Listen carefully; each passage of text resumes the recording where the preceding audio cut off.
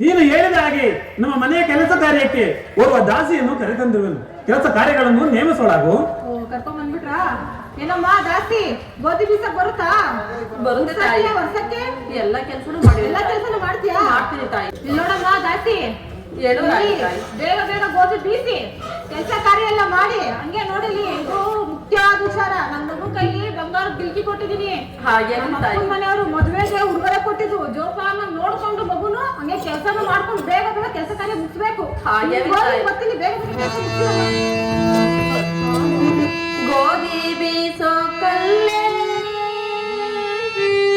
ನನ್ನ ಮುತ್ತಿನ ಕಲ್ಲೇ,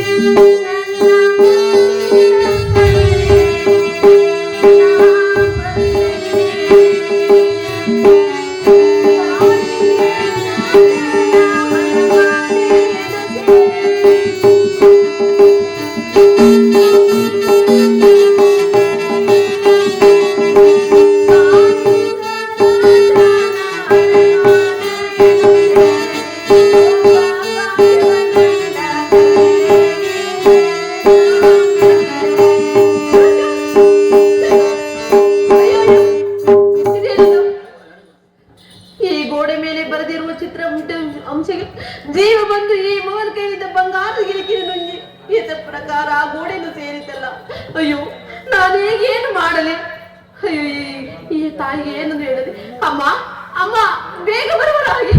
ಅಯ್ಯೋ ಅಯ್ಯೋ ಅಯ್ಯೋ ಅಯ್ಯೋ, ಯಾಕೆ ಏನ್ ಕೆಲಸ ಮಾಡಕ್ ಬಿಡ್ರೆ ಹಿಂಗ್ ಬಡ್ಕೊಂತ ಇದ್ದೆ ಅಮ್ಮ ಅಮ್ಮ ಅಂತ? ಏನಾಯ್ತು? ಅಮ್ಮ, ನಾನು ಗೋಧಿ ಬೀಸುವ ಸಮಯದಲ್ಲಿ ಆ ಮಗುವಿನ ಕೈಲಿದ್ದ ಬಂಗಾರದ ಗಿಲಿಕೆಯನ್ನು ಆ ಗೋಡೆ ಮೇಲೆ ಬರೆದಿರುವ ಚಿತ್ರಪಟ ಅಂಶಕ್ಕೆ ಜೀವ ಬಂದು ಮಗನ ಕೈಲಿದ್ದ ಬಂಗಾರ ಗಿಲಿಕೆಯನ್ನು ನುಂಗಿ ಈತ ಪ್ರಕಾರ ಆ ಗೋಡೆಯನ್ನು ಸೇರಿದ ತಾಯಿ.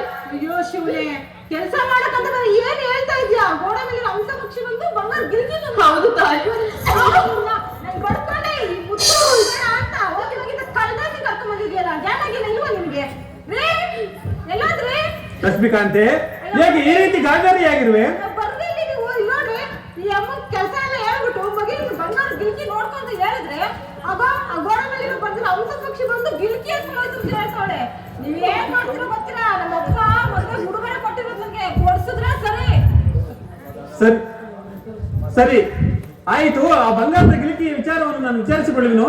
ನೀನು ಮನೆಗೆ ನಡೆಯುವಳಾಗು. ಕರ್ಕೊಂಡು ಬರ್ಲೇಬೇಕು ಕಣ್ರಿ ನೀವು.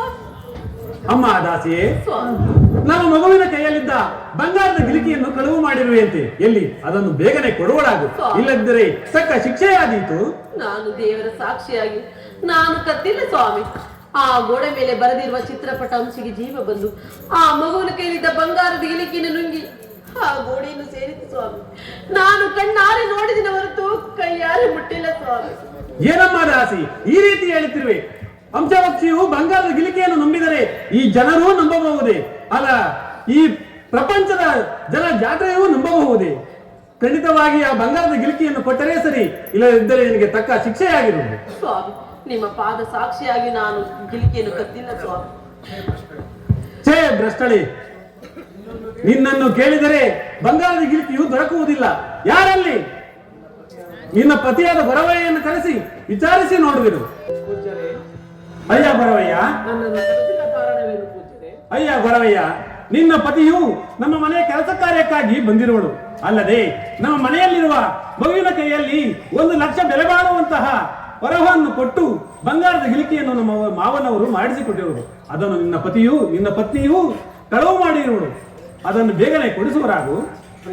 ಪ್ರಾಣೇಶ್ವರ, ಚಟ್ಟರ ಮನೆಯಲ್ಲಿ ಗಿಲಕೆಯನ್ನು ಕದ್ದಿರುವುದಾದರೆ ಅದನ್ನು ಬೇಗನೆ ಕೊಡುವುದಾಗುವುದು. ಪ್ರಾಣೇಶ್ವರ, ಇಲ್ಲವಾದರೆ ಮುಂದೆ ನಮಗೆ ಯಾವ ಆಪತ್ತು ಕಾಯ್ದಿರುವುದೋ ಕಾಣಲಿಲ್ಲ. ಪ್ರಾಣೇಶ್ವರ, ನಿಮ್ಮ ಪಾದ ಸಾಕ್ಷಿಯಾಗಿ ಒಂದು ಸುಳ್ಳನ್ನು ಹೇಳಿದವಳಲ್ಲ, ಕಳ್ಳತನವನ್ನು ಮಾಡಿದವಳಲ್ಲ. ಪ್ರಾಣೇಶ್ವರ, ನಿಮ್ಮ ಪಾದ ಸಾಕ್ಷಿಯಾಗಿಯೂ ನಾನು ಕಣ್ಣಾರೆ ನೋಡಿದ ಹೊರತು ಕೈಯಾರೆ ಮುಟ್ಟಿಲ್ಲ. ಪ್ರಾಣೇಶ್ವರ ಪೂಜ್ಯರೇ, ಅಯ್ಯ ಪತ್ನಿಯು ಮದುವೆಯಾಗ ಅಂದಿನಿಂದಲೂ ಇಲ್ಲಿನವರೆಗೂ ಕಳ್ಳತನ ಮಾಡಿದವಳಲ್ಲ, ಸುಳ್ಳನ್ನು ಹೇಳಿದವಳು. ಇದರ ಮೇಲೆ ತಮ್ಮ ಚಿತ್ತ ಸೋತ. ಛೀ ನೀಚರೇ, ನಿಮ್ಮೆಲ್ಲರನ್ನು ನೋಡಿದರೆ ಹುಟ್ಟ ಕಳ್ಳರಂತೆ ಕಾಣುವರು. ಹೇಳಾನೆ ಬೇಗನೆ ಬರುವನಾಗು, ಇವರನ್ನು ಈಗಲೇ ಬಂಧಿಸುವನಾಗು, ಈ ಕಮ್ಮಕ್ಕೆ ಕಟ್ಟುವನಾಗು. ನಮ್ಮ ರಾಜ್ಯದ ಅರಸನಾದ ಸೂರ್ಯಸೇನರ ಮಹಾರಾಜರ ಬಳಿಗೆ ಹೋಗಿ ದೂರನ್ನು ಹೇಳುವರಾಗೋಣ. ಬೇಗನೆ ಇವರನ್ನು ಬಂಧಿಸುವರಾಗು.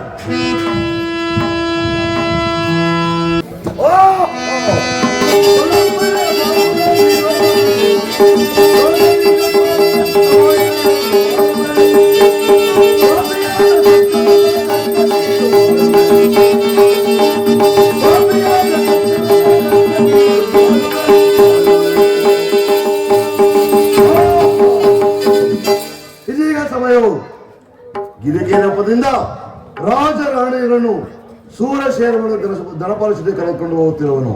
ಹೇಳಿ ಚಂದ್ರಹಾಸಗೆ ಸೂರಸೇನ ಮಹಾರಾಜನು ಅಣ್ಣಾದ್ದರಿಂದ ಕಷ್ಟವನ್ನು ಎದುರಿಸಲಾರನು. ನಾನೇ ಹೋಗಿ ಸಿಂಹಾಸನದ ಮೇಲೆ ಕುಳಿತು ತಕ್ಕ ಶಿಕ್ಷೆಯನ್ನು ವಿಧಿಸುವೆನು. ಬೇಗನೆ ಇವರನ್ನು ಎಳೆದುಕೊಂಡು ಬರುವನಾಗು.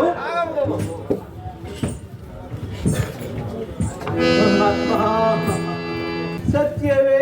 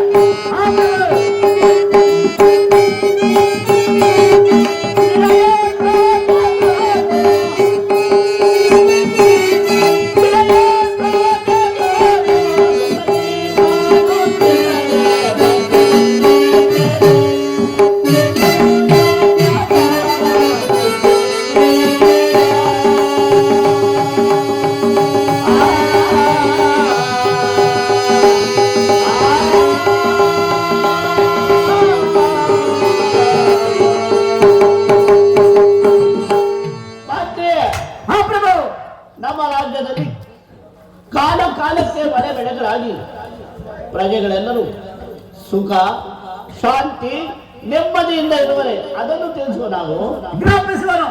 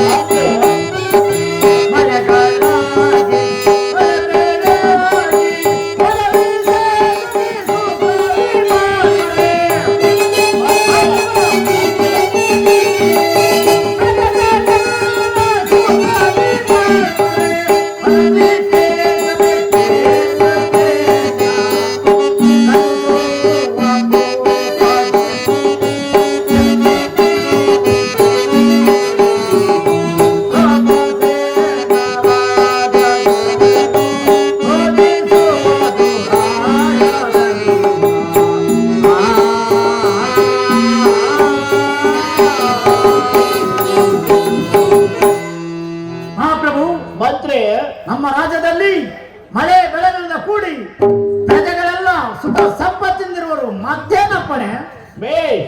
ಬೇಷ್ ಮಂತ್ರಿ, ಇನ್ನು ಸ್ಥಾನವನ್ನು ಅಲಂಕರಿಸು. ಆಗಬಹುದು. ಸೈನ್ಯಾಧೀಶರೇ,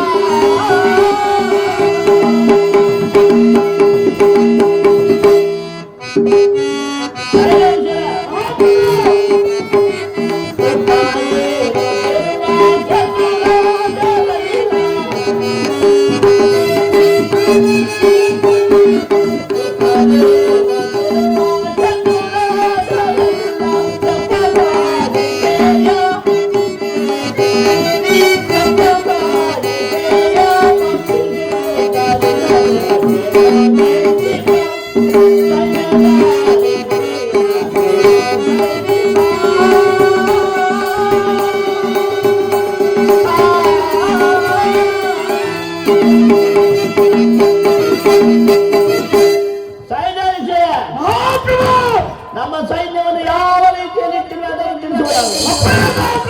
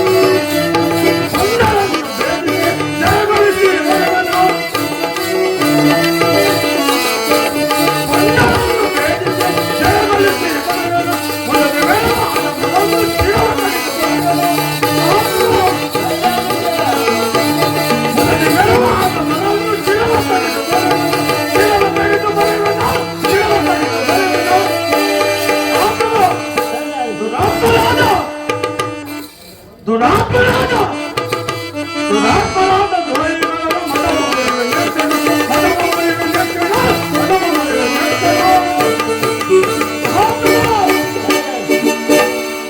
ನಮ್ಮ ಸೈನ್ಯವು ನೂರು ನೂರು ಆನೆ ಬಲಗಳಂತೆ ಎದುರಾಳಿಗಳನ್ನು ಧ್ವಂಸ ಮಾಡುತ್ತಾ ನಮ್ಮ ಪಾದ ಚರಣಗಳಿಗೆ ಶರಣಾಗುವಂತೆ ಮಾಡಿರುವುದು ಮತ್ತೇನಪ್ಪಣೆ ಮಹಾಪ್ರಭು.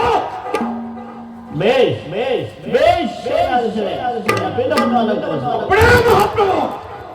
ಮಂತ್ರಿ ಸೇನಾಧ್ಯಕ್ಷರೇ, ಹಾ ಪ್ರಭು.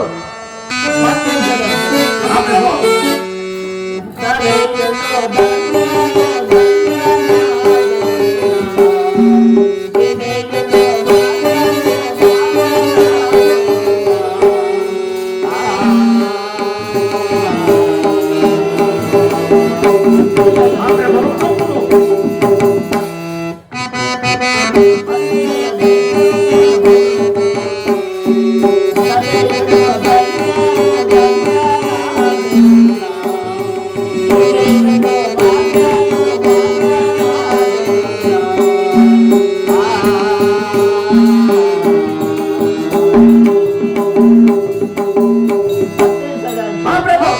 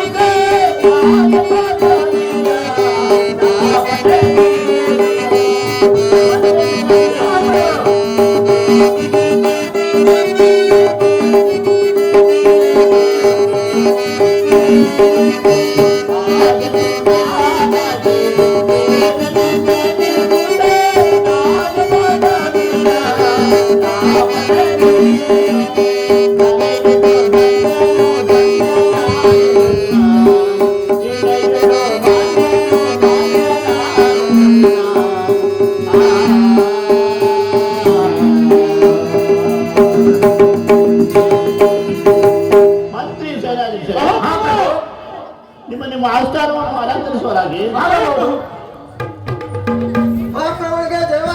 ಚಾರಣೆ ಸಮಾಚಾರವೇನು? ಅವರನ್ನು ಬಹಳ ಮರ್ಯಾದೆಯಿಂದ ಬರಮಾಡು. ಹರಹರ ಶಂಭೋ ಮಹಾದೇವ, ಹರಹರ ಶಂಭೋ ಮಹಾದೇವ. ಶಿವಯೋಗಿಗಳೇ ನಮಸ್ಕರಿಸಿದರು. ರಾಜೇಂದ್ರ ನಿಮಗೆ ಶುಭವಾಗಲಿ. ಪರಮಾತ್ಮ ಈ ಪಿಂಡವನ್ನು ಅಲಂಕರಿಸಿ ಸರಿಯಾಗಲಿ.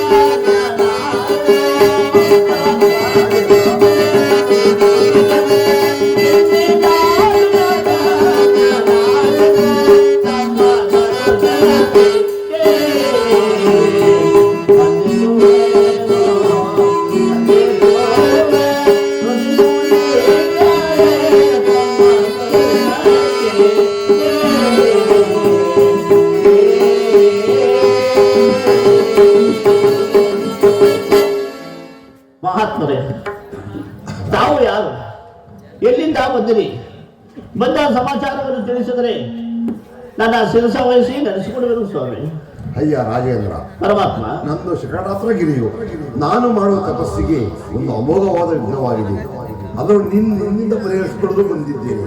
ಭಾಷೆಯನ್ನು ಕೊಟ್ಟರೆ ಹೇಳುವನು ರಾಜೇಂದ್ರ. ಪರಮಾತ್ಮ, ಸಂಶಯವಿಲ್ಲದೆ ನಡೆಸಿಕೊಡುವೆನು, ಅದೇನೆಂದು ತಿಳಿಸುವರಾಗಿ. ಅಯ್ಯ ರಾಜೇಂದ್ರ, ಪರಮಾತ್ಮ, ಒಂದು ದಿವಸದ ಮಟ್ಟಿಗೆ ನಿನ್ನ ರಾಜ್ಯವನ್ನು ಬಿಟ್ಟುಕೊಡು. 1 ಗಂಟೆ ಮಟ್ಟಿಗೆ ನಿನ್ನ ಸಿಂಹಾಸನವನ್ನು ಬಿಟ್ಟುಕೊಟ್ಟು ನೀನು ನನಗೆ ಮಂತ್ರಿಯಾಗಿ, ನಾನು ರಾಜನಾಗಿ, ನಿನ್ನ ಮಂತ್ರಿ ಸೇನಾಧಿಪತಿ ನನಗೆ ರಾಜಭಟರಾಗಿರಬೇಕು. ಇದಕ್ಕೇನು ನೀವೇ ರಾಜೇಂದ್ರ? ಪರಮಾತ್ಮ, ಇದೆಂತ ಮಹತ್ ಕಾರ್ಯವು. ನೀವು ಒಂದು ದಿನ ಅಲ್ಲದಿದ್ದರೂ ಕೂಡ ಸದಾ ಕಾರ್ಯ ನೀವೇ ಈ ಸಿಂಹಾಸನವನ್ನು ಏರಿ ಆಡಳಿತವನ್ನು ಮಾಡುವರಾಗಿ ನಾನು ನಿಮ್ಮ ಬಲಗಡೆ ಕುರಿತು ನೀವು ಹೇಳಿದಂತೆ ಸರಿಹೇತು ಕೊಡುವೆನು. ಪರಮಾತ್ಮ, ರಾಜೇಂದ್ರ, ಬಹಳ ಸಂತೋಷವಾಯಿತು. ನಿನ್ನ ಉಗ್ರವನ್ನು ಧರಿಸೋಣ. ಉಗ್ರವನ್ನು ಧರಿಸೋಣ. ಪರಮಾತ್ಮ, ತಾವು ಈ ಉಗ್ರವನ್ನು ತೆಗೆದುಕೊಳ್ಳಿ, ಈ ಪಟ್ಟದ ಕತ್ತಲೆಯನ್ನು ತೆಗೆದುಕೊಳ್ಳಿ, ತಾವು ಈ ಸಿಂಹಾಸನವನ್ನು ಹೇಳುವರಾಯಿತು. ಶ್ರೀರಾಜನಿಗೆ, ಶ್ರೀರಾಜನಿಗೆ,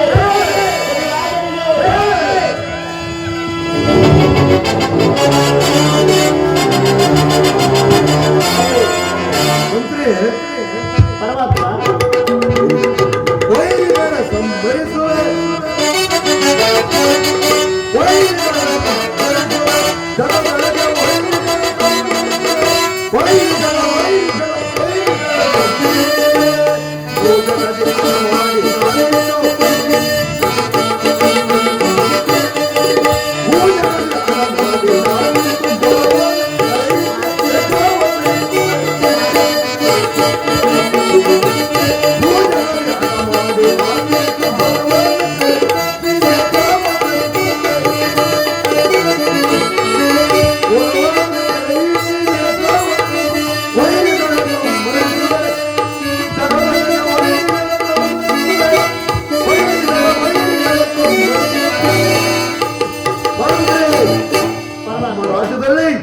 ಯಾರಾದರೂ ಕಳ್ಳತನ ಮಾಡಿದ್ರೆ ತಿಳಿಸುವಂತರಾಗಿ ತಕ್ಕ ಶಿಕ್ಷೆ ವಿಧಿಸುವೆ.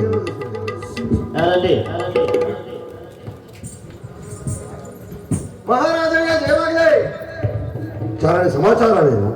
ಗ್ರಾಮದಲ್ಲಿ ಧನ್ಪಾಲ್ ಶೆಟ್ಟರು ಕಳ್ಳರನ್ನು ಎಳೆದುಕೊಂಡು ಬರ್ತಾ ಇದ್ದಾರೆ. ಅವನನ್ನು ಬಹಳ ಮರ್ಯಾದೆಯಿಂದ ಸಮಾಚಾರವೇನು?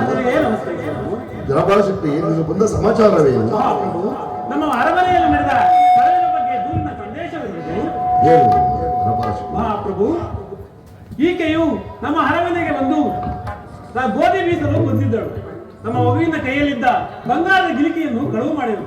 ಅದನ್ನು ನ್ಯಾಯ ರೀತಿಯಾಗಿ ಕೊಡಿಸಬೇಕೆಂದು ತಮ್ಮಲ್ಲಿ ಕರಮಗಿದು ಬೇಡುವೆ. ಧನಪಾಲ ಶೆಟ್ಟಿ, ನೀವಿನ್ನು ಹೊರಡುವರಾಗಿ ನಿಮ್ಮ ಗಿರಿಕೆಯನ್ನು ನಾನು ಕೊಡಿಸುತ್ತೇನೆ. ಹಾಗೆಯೇ ಆಗಲಿ ಮಹಾಪ್ರಭು.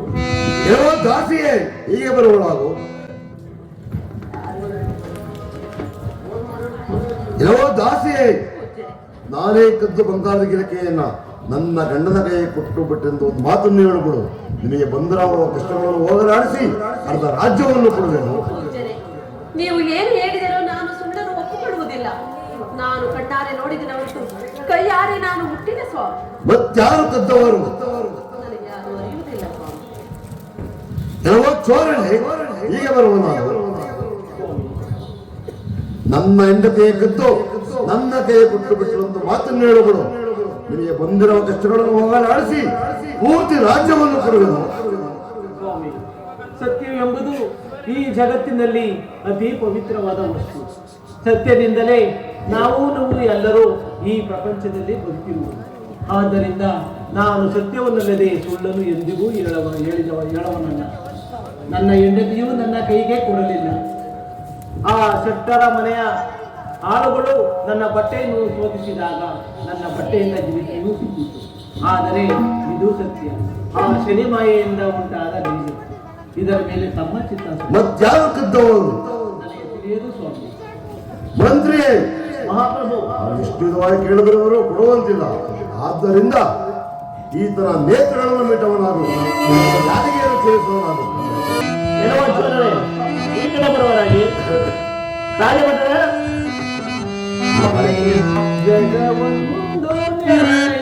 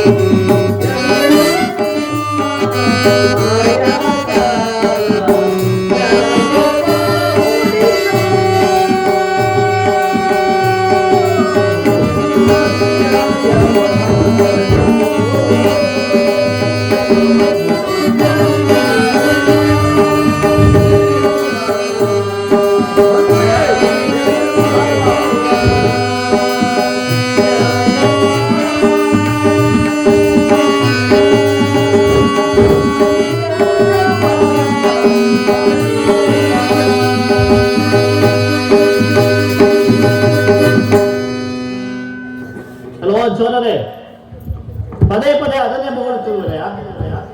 ಬನ್ನಿ, ನಿಮ್ಮ ನಾಲಿಗೆಯನ್ನು ಮತ್ತು ಕಣ್ಣನ್ನು ಬಿಟ್ಟುವೆನು. ಈಗಲೇ ಬರುವರಾಗಿ.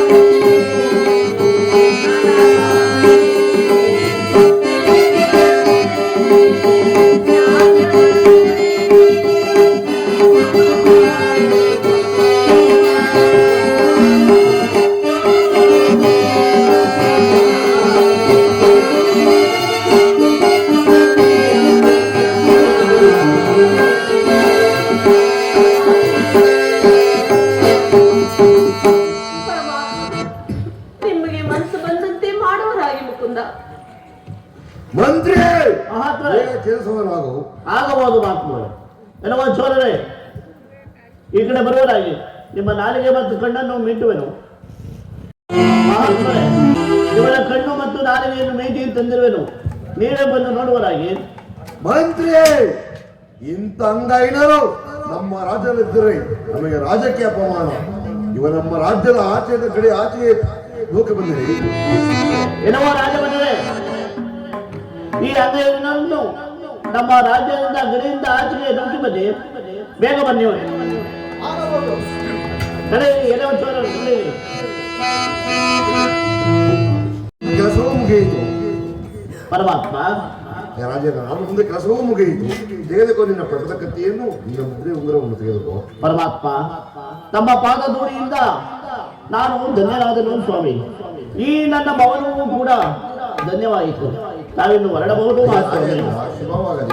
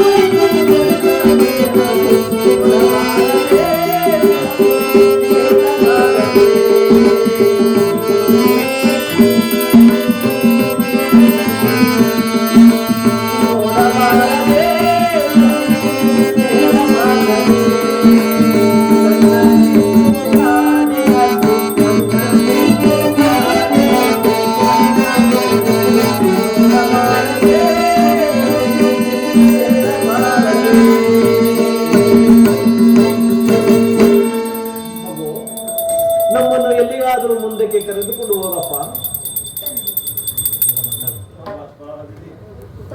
ಹಾ ಪರಮಾತ್ಮ, ಆ ವಿಧಿ ಮಾಯೆಯಿಂದ ನನಗೆ ಕಣ್ಣುಗಳು ಇಲ್ಲದಂತಾಯಿ, ನನ್ನ ಪತ್ನಿಗೆ ನಾಲಿಗೆಯೂ ಇಲ್ಲದಂತೆ, ಈ ನನ್ನ ಕುಮಾರನಿಗೆ ಕರಗಳು ಇಲ್ಲದಂತೆ ಮಾಡಿದೆಯ ಪರಮಾತ್ಮ. ದೇವ, ಇದೆಲ್ಲ ನಿನಗೆ ಪ್ರೀತಿಯಾಗಲಿ ತಂದೆ.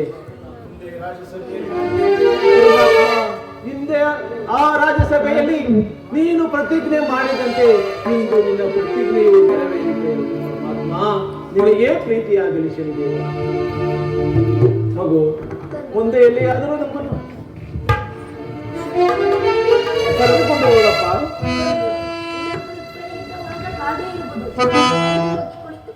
ಹಾಗೇ ಆಗಲಿ ಮಗು.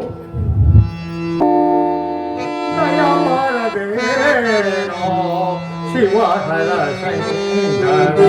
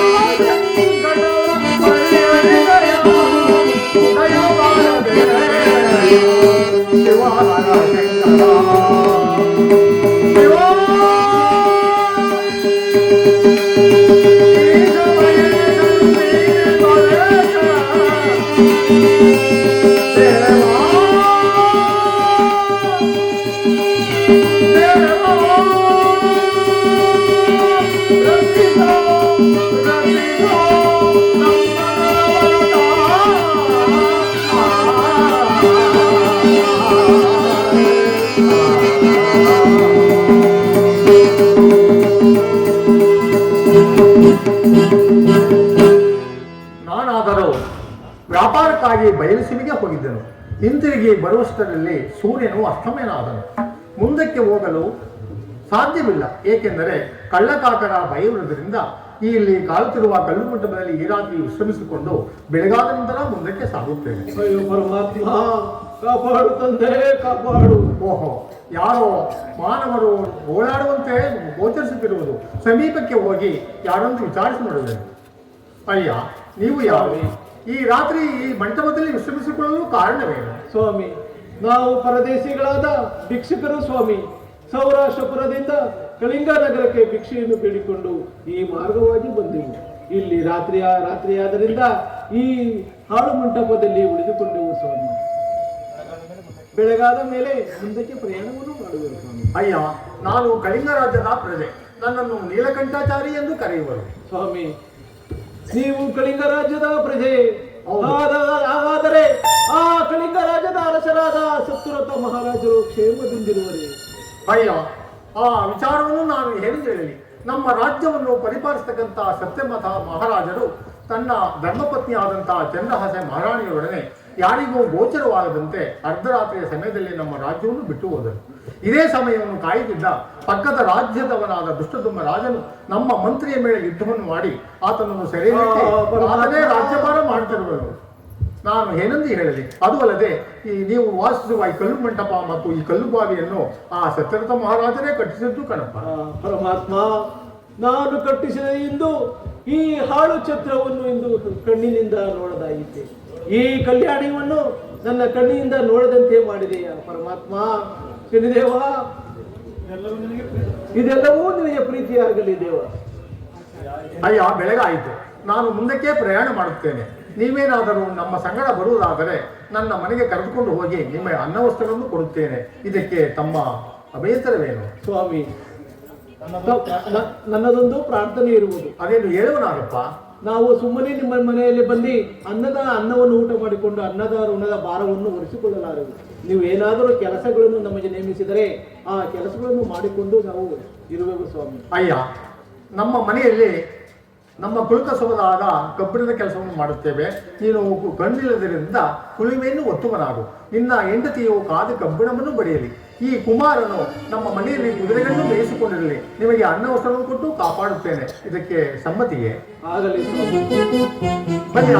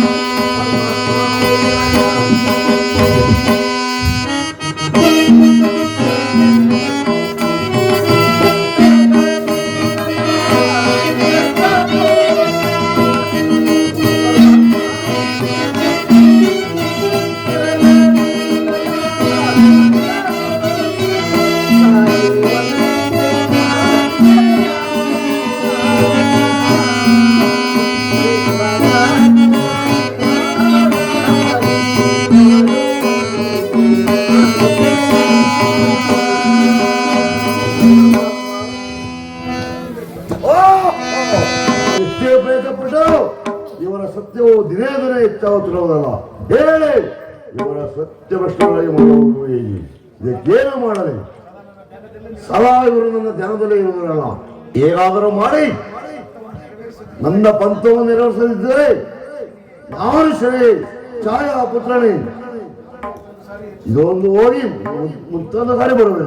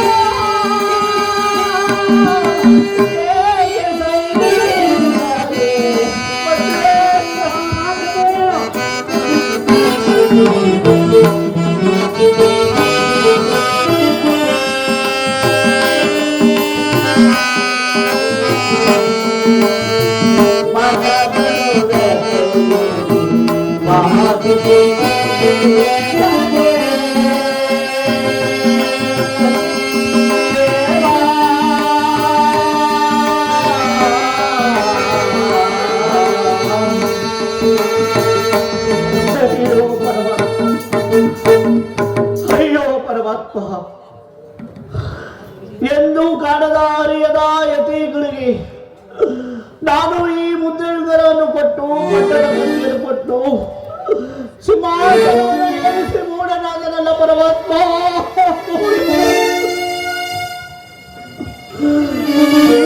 ನನ್ನ ಹೊಟ್ಟೆ ಮೇಲೆಯೂ ಇತ್ತೀಚೆಗೆ ನನಗೆ ಬಹಳವಾಗಿ ಬಾಧಿಸುತ್ತಿರುವುದು. ಏನು ಮಾಡಲಿ? ಅಯ್ಯೋ ಅಯ್ಯೋ ವಿನಿ, ಇರಲಿ, ನನ್ನ ಅರಮನೆಯ ಪುರೋಹಿತರನ್ನು ಬರಮಾಡಿ ಈ ನನ್ನ ಹೊಟ್ಟೆ ಮೇಲೆ ಕಾರಣ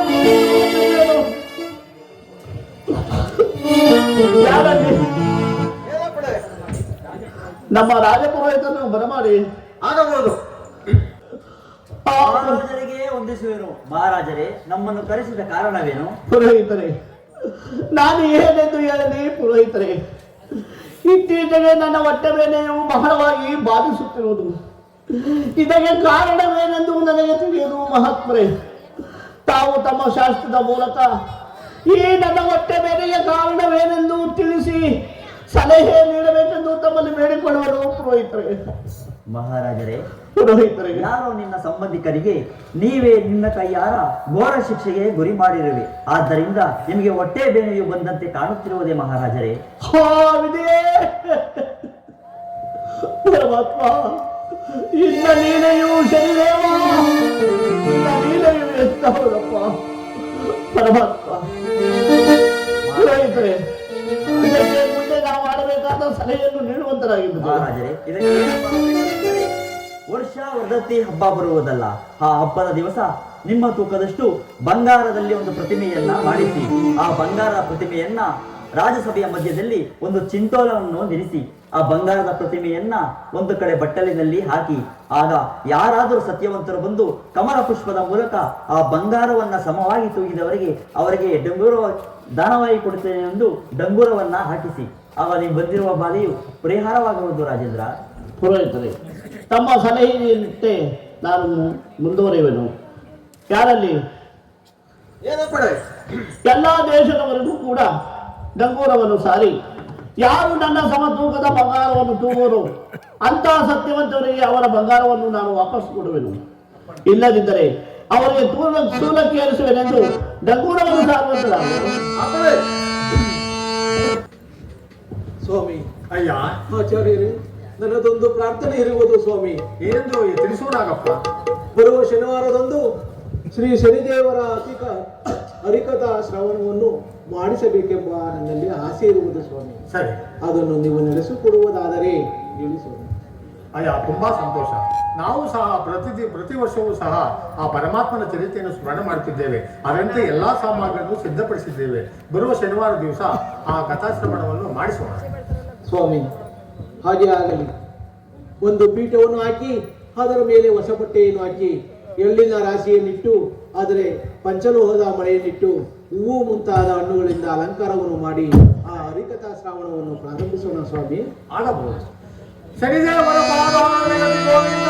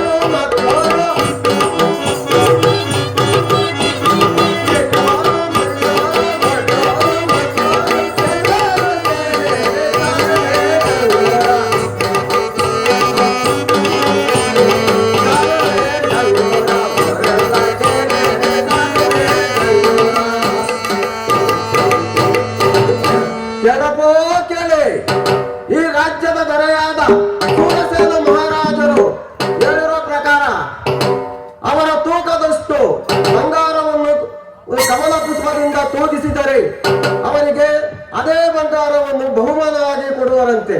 ಇಲ್ಲದಿದ್ದರೆ ಅವರನ್ನು ಶೂಲಕ್ಕೇರಿಸುವರಂತೆ. ಕೇಳ್ರಪ್ಪ ಕೇಳಿ.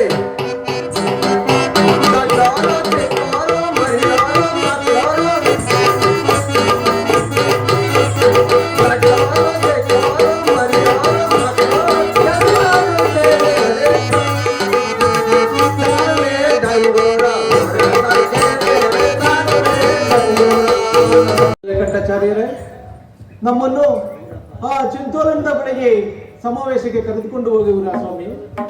ಅಯ್ಯ, ಯಾವ ಯಾವ ಹಂತದಲ್ಲಿ ಯಾವ ಅವುಗಳಿರುವುದು ಪರಮಾತ್ಮನಿಗೆ ಗೊತ್ತಾಗುವುದು. ಆದ್ದರಿಂದ ನಿಮ್ಮನ್ನು ಕರೆದುಕೊಂಡು ಹೋಗಲು ನಾನು ಒಪ್ಪಿರುತ್ತೇನೆ. ಆಗಲಿ ಸ್ವಾಮಿ, ಕರೆದುಕೊಂಡು ಹೋಗುವ. ಬನ್ನಿ ಹೋಗೋಣ. ನನ್ನ ರಾಜ್ಯದಲ್ಲಿ ಯಾರೂ ಸತ್ಯವಂತರೇ ಇಲ್ಲವೇ? ಛೀ ಛೀ, ಇದೆಂತಹ ರಾಜ್ಯ? ಸ್ವಾಮಿ ನೀಲಕಂಠಾಚಾರ್ಯರೇ, ಅಯ್ಯ. ನನ್ನನ್ನು ಆ ತಕ್ಕಡಿಯ ಬಳಿಯಲ್ಲಿ ಕರೆದುಕೊಂಡು ಹೋಗಿ ನಿಲ್ಲಿಸಿ. ಆಗಬಹುದು ಅಯ್ಯ, ಬರುವನಾಗ. ಓಹೋ, ನೀವು ಧನಪಾಲ ಶೆಟ್ಟಿಯ ಮನೆಯಲ್ಲಿ ಮಗುವಿನ ಕೈಯಲ್ಲಿದ್ದ ಗಿಲಿಕೆಯನ್ನು ಕದ್ದ ಚೋರನಲ್ಲವೇ ನೀನು ಸತ್ಯವಂತನಾದರೆ ಆ ಸ್ವರ್ಗಲೋಕವೇ ಭೂಲೋಕಕ್ಕೆ ಇಳಿಯುವುದು. ದೂರ ನಿಲ್ಲ ಕುರುಡ, ಸಾಕು ಸಾಕು, ದೂರ ನಿಲ್ಲ. ರಾಜೇಂದ್ರ, ಕುರುಡನಾಗಲಿ ಕುಂಟನಾಗಲಿ ಯಾರಾದ್ರೂ ಸಮತೂಗಬಹುದು. ಸ್ವಾಮಿ, ಈ ಶರೀರವು ಪರೋಪಕಾರಕ್ಕಾಗಿ ಬದುಕಿದ್ದರೆ, ಸತ್ಯ ಧರ್ಮಗಳಿಂದ ಬದುಕಿದ್ದರೆ ಒಂದು ಕಮಲ ಪತ್ರದಿಂದ ಈ ತಕ್ಕಡಿಯನ್ನು ಸಮನಾಗಿ ತೂಗಿಸುವೆನು ಸ್ವಾಮಿ. ಇರುವ ಕುರುಡ, ನಾನು ದೂರ ಮಾಡುವ ಪ್ರಯತ್ನ ಪರವಾಯಿತಲ್ಲ. ಈತನು ಸತ್ಯವಂತರೇ ನಿಜ. ಆದರೆ ನನ್ನ ಮಾಯದಿಂದ ತಕ್ಕಡೆಗೆ ಸಮತೋಗಿದಾಗ ನಾವು ತಕ್ಕಡೆ ದಾರವನ್ನು ಹಿಡಿದು ಕೆಳೆಯುವೆನು.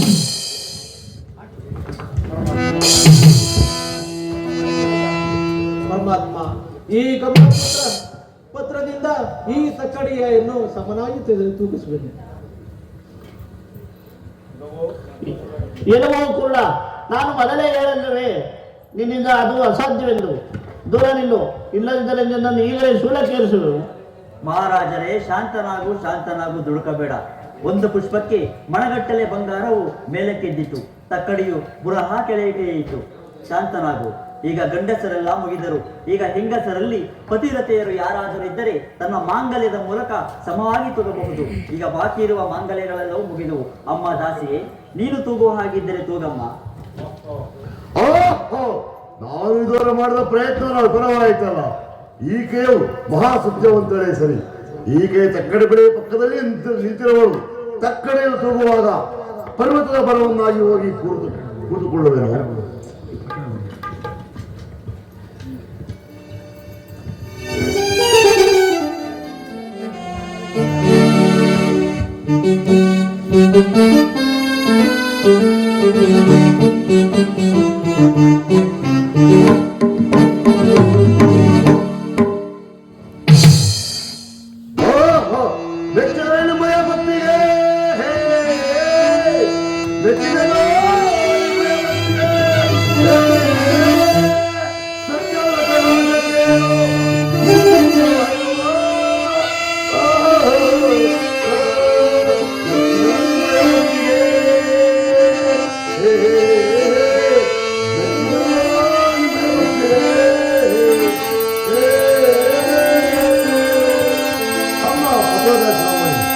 ನೀನು ಮಹಾ ಸತ್ಯವಂತನು, ನಿನ್ನ ಗಂಡನೂ ಸತ್ಯವಂತನು, ನಿನ್ನ ಕೋರನೂ ಸತ್ಯವಂತನು.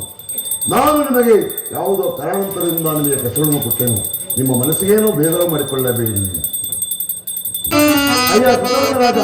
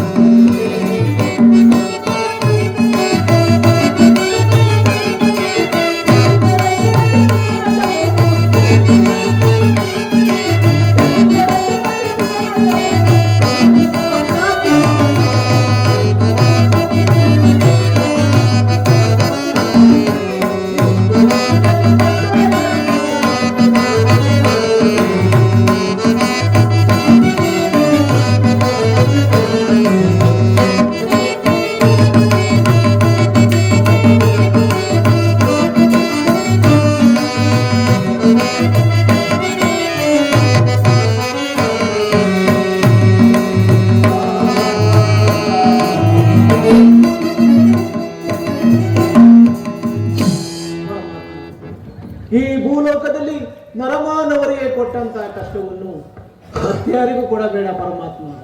ನನಗೆ ಕೊಟ್ಟಂತ ಕಷ್ಟವನ್ನು ಈ ಭೂಲೋಕದಲ್ಲಿ ನರಮಾನವರಿಗೆ ಏರಲು ಯಾರಿಗೂ ಕೊಡಬೇಡ ಪರಮಾತ್ಮ.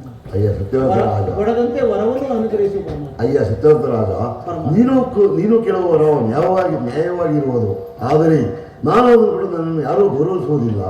ಅಯ್ಯ ಸತ್ಯವಂತ ರಾಜ, ನಿನಗೆ ಕೊಟ್ಟಿರುವ ಕಷ್ಟ ಯಾವುದಯ್ಯ? ಹಿಂದೆ ರಾಜರುಗಳಿಗೆ ಅನೇಕ ಕಷ್ಟಗಳನ್ನು ಕೊಟ್ಟಿರುವನು. ಹೇಳುವನು ಕೇಳು. ಆ ರಾಮನ ರಾಶಿಗೆ ಹೋಗಲು 14 ವರ್ಷ ವನವಾಸ ಪಡಿಸಿದೆ. ಹರಿಶ್ಚಂದ್ರನ ರಾಶಿಗೆ ಹೋಗಲು ಸ್ಮಶಾನ ಕಾವಲಿರಿಸಿದೆ. ರಾವಣ ರಾಶಿಗೆ ಹೋಗಲು 1 ವರ್ಷದೊಳಗಾಗಿ ಅವರ ವಂಶವನ್ನೇ ನಾಶಗೊಳಿಸಿದೆ. ವಿಕ್ರಮನ ರಾಶಿಗೆ ಹೋಗಲು ಕೈಕಾಲನ್ನು ತುಂಡರಿಸಿದೆ. ನನ್ನ ತಂಗಿ ರಾಶಿಗೆ ಹೋಗಲು ತನ್ನ 7 ಜನ ಮಕ್ಕಳನ್ನು ಬಾವಿ ಪಾಲು ಮಾಡಿದೆ. ಈ ಸತ್ಯವ್ರತ ರಾಜ, ಅವರಿಗೆಲ್ಲ ಕಷ್ಟ ಕೊಟ್ಟ ಮೇಲೆ ನಿನ್ನದೇನು ದೊಡ್ಡದಲ್ಲ ಸತ್ಯವ್ರತ ಮಹಾರಾಜ. ನೀನು ಏನಿಷ್ಟ ಬೇಕೋ ವರವನ್ನು ಕೇಳೋ ಕೊಡುವೆನು. ಇಡೀ ಕರಗಳ ಕೊಡುವೆಯೇ ವರಗಳ.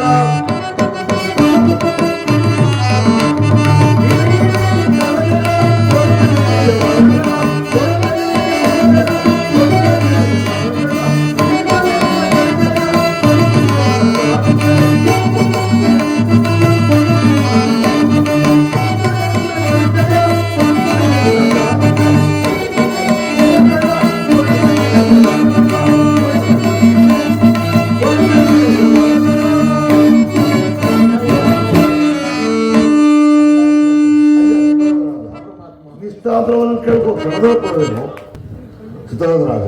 ಪರಮಾತ್ಮ, ಕಮಲಾಪನಯದಿಂದ ನಿನಗೆ ನೇತ್ರಗಳೂ ಬರಲಿ. ಆ ರಾಮನದಿಂದ ನಿನ್ನ ಹೆಂಡತಿಗೆ ನೆಲಗೆಯೂ ಬರಲಿ. ಆ ನಾರಾಯಣದಿಂದ ನಿನ್ನ ಪೂರ್ಣನಿಗೆ ಕರಗಳೂ ಬರಲಿ. ಅಯ್ಯ ಸತ್ಯವಂತ ರಾಜ, ನೀವು ನಿಮ್ಮ ಪಟ್ಟಣಕ್ಕೆ ಹೋಗಿ ಸುಖದಿಂದ ರಾಜವಾಳವನ್ನು ಮಾಡಿಕೊಂಡಿರಿ. ಕಾಡಿನಲ್ಲಿ ಹುಟ್ಟಿರುವ ನಿನ್ನ ಮಗನಿಗೆ ಚಂದ್ರಾಸನ ಹೆಸರಿಟ್ಟುತ್ತೇನೆ. ಸೂರ್ಯಸೇನವರ ಮಗಳಾದ ಜಯಲಕ್ಷ್ಮಿಯನ್ನು ತಂದು ವಿವಾಹ ಮಾಡಿಕೊಟ್ಟು ಸುಖದಿಂದ ಬಾಳುವಂತರಾಗಿ ನಾನಿಂದು ನಿಜಸ್ಥಾನಕ್ಕೆ ಹೋಗುವುದು ಸತ್ಯವಂತ ರಾಜ.